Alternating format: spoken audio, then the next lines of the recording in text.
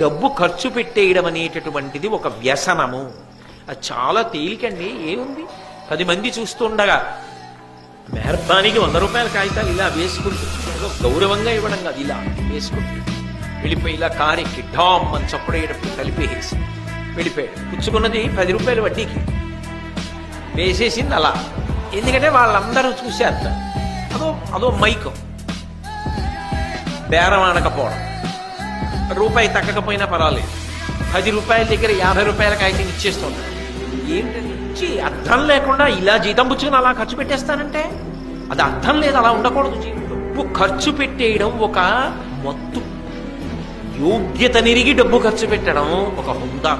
దానిని దుర్వినియోగం చెయ్యకు. మళ్ళీ అవసరమైన నాడు చెయ్యి చాపడం అంటే అంత తేలికైన విషయం కాదు. బ్రతికి 10 మాటలు చచ్చిపోవడంతో సమానం ఇంకొకటి దగ్గరికి వెళ్ళి చెయ్యి చాపడం.